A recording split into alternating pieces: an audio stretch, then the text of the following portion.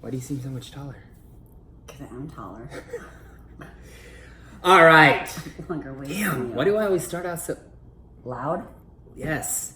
It's like Tourette's almost. Oh my God, you do. What's up, friends? This is a follow-up to our video last week. Yeah. Like we said, we're going to be dropping different videos, but what's perfect about this one is, well, let me get to it first, but this is kind of the secondary, or the, what they call it, sequel to follow-up, yes. Couple goals is what I got her. She's my yin and her yang. Couple goals, relationship goals. You know, that video, I thank you guys, because probably some of you will watch the same video. Mm-hmm. We got unbelievable feedback from that video, and I thank you guys for that. The main reason being is... thank you guys. We thank you guys. Sorry. It's always we, though. If I say I, it means we.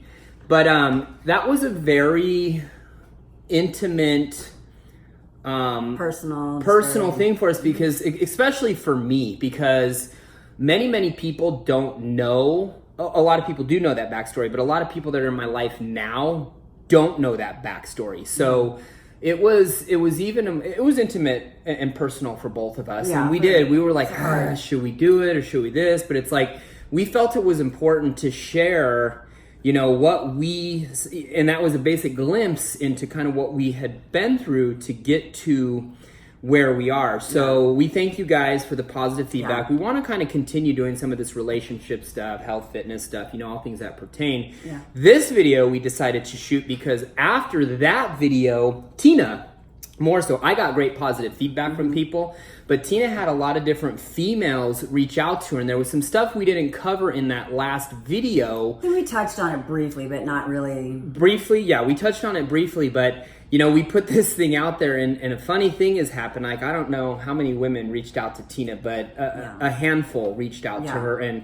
we want with the follow-up, we want to touch on, I guess, a little bit more detail, you know, with what we maybe missed on the first one. So, well, what you're going around in a circle with. So what happened is I had several women reach out to me wanting to know what I did to get him to change. What I did to get him to that point. I did not get him to change. It wasn't anything that I said, anything that I did. He was at that point. I just happened to be that right person, I think, in his life that was there, whether it was a timing thing or whatever. But like I touched on before, there was never an ultimatum. There was never, you need to do this or anything like that. He was at that point in his life where he was ready to change.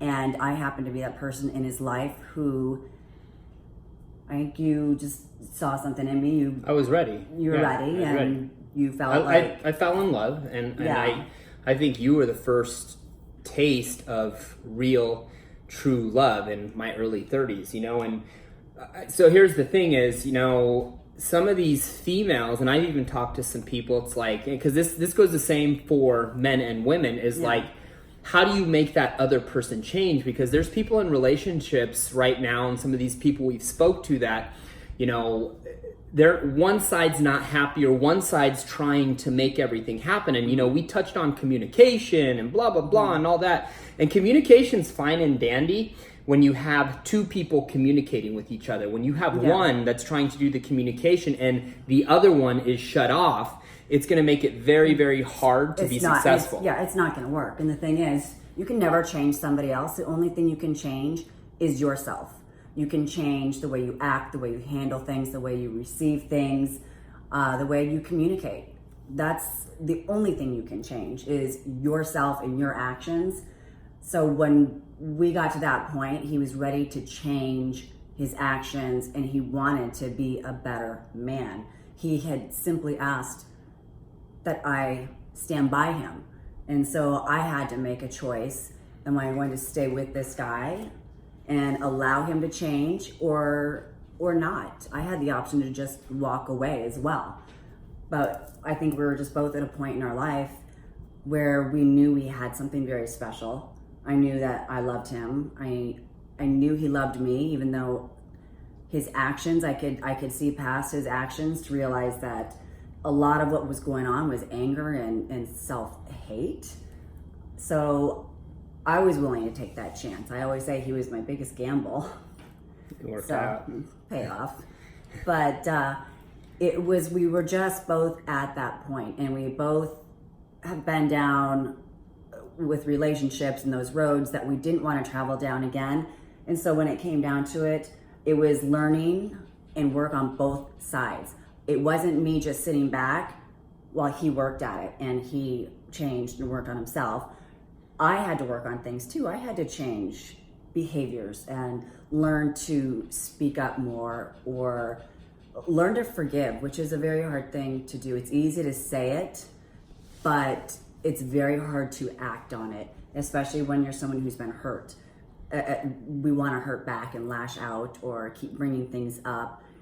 That can't be done. You can't do that. He could have never, I think, made those changes had I constantly reminded him that, hey, you did this, you did this, you fucked up, you're this guy, you're that, because no one can change when they're being fed that over and over. It's like, why change when all this person is going to see is the old person?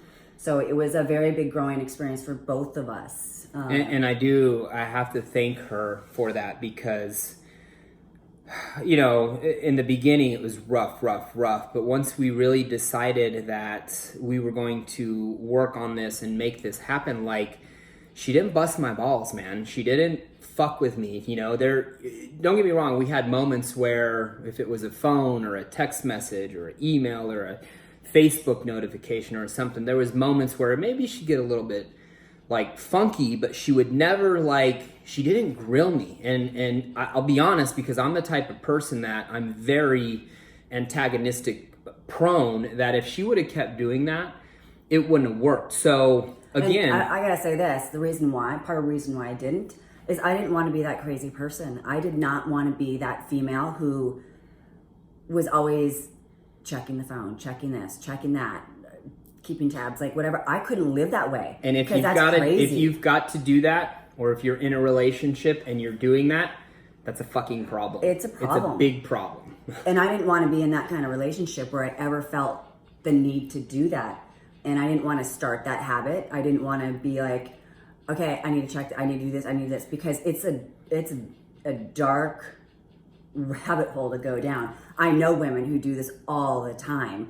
They'll click on this and then click on this, and they're like, oh my gosh, so-and-so's following so-and-so, like with their guy. And it's like, that's a deep, that's somewhere I don't want to go. And I'll be honest, the fact that she was like that allowed me to open up even more and be really have great polarity with making sure, and we still, to this day, we have, she has access to all of my social media, emails, my phone. That's the thing. If she needs my phone, it's a two-way street. And it's a two-way street. I just think that should be normal. And that should be. If you're in a relationship where your boyfriend or your girlfriend's got a passcode on the phone, they're taking their phone and they're sitting it face down when they're with you, they're being secretive with things, those are all big red flags. But the fact that she was how she was, and I commend her on that, because I know how hard that can be, because I was in shitty relationships before her. I was in good ones, I was in shitty ones. Usually I was the culprit for it being shitty, but the fact that she was like that allowed me to open up even more and be like, this is what it is. It's it was nice, and I didn't, I wasn't doing anything. But it was nice because I didn't feel like I had to defend or protect myself or whatever. And don't get me wrong. There was moments, there was things we had to work through, for years, but if you want to be able to trust somebody, you have to allow them to regain your trust. And once the trust has been broken, it's very, very hard. And I think that's what some couples, especially nowadays with cheating and infidelity and, all these different little ways and means, even when we got started, there's these dating sites and all these different things, and there's all these ways and means for people to reach out to each other and start conversations. And you have a fight with your spouse, your boyfriend, your girlfriend, whatever. You reach out to someone, oh, my boyfriend's such a dick, and that person's like, oh, well, I would never treat you like this, and you got it's fucked up,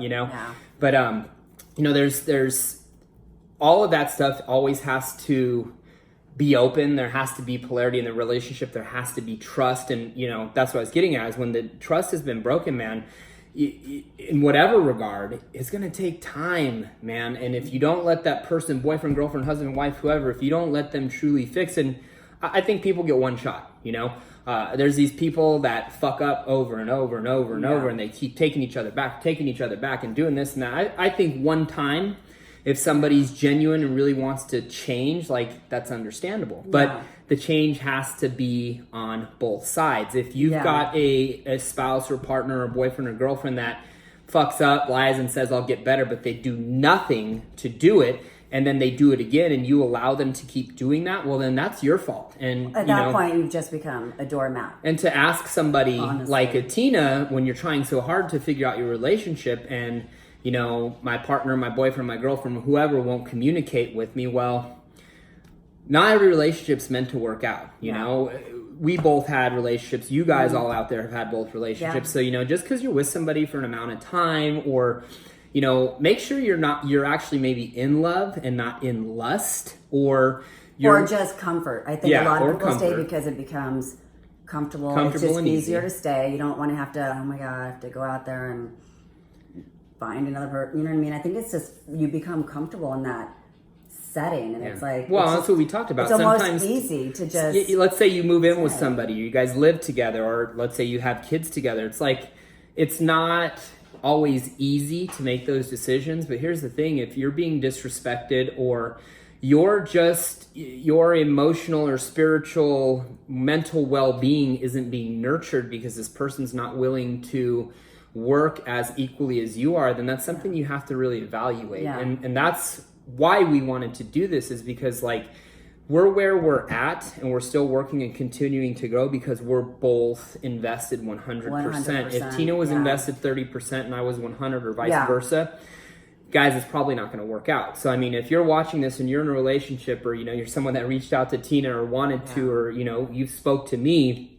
and I'll tell everybody the same thing in person. It's like, you know, we can't always give you a happy ending and be like, oh yeah, here's what you guys do. Not everything in this world is meant to be, and you can't experience, grow, and feel the things you need to feel with staying in these negative, toxic relationships. And if somebody goes, well, that's just how I am. Well, if the person's important enough to you, then you're going to step out of that. That's who I am, and you're going to try to become the person that person needs to be, and vice versa, on an equal front. Yeah, and that was something I had to learn. I'd been in a relationship before where someone was like, this is who I am, this is how I am.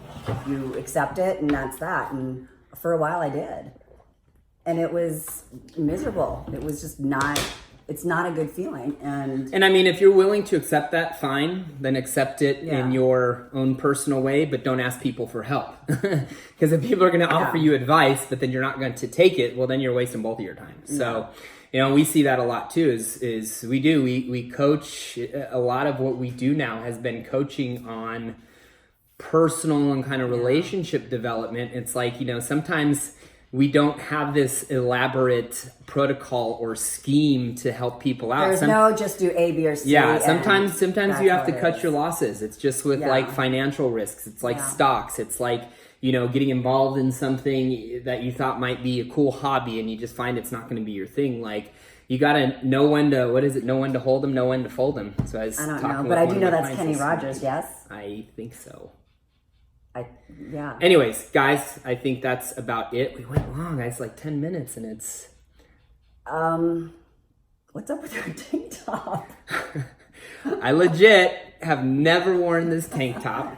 And it looks like you've got cleavage. But I wanted to wear it for this video because I wanted to see how many people would say, what's up with that shirt?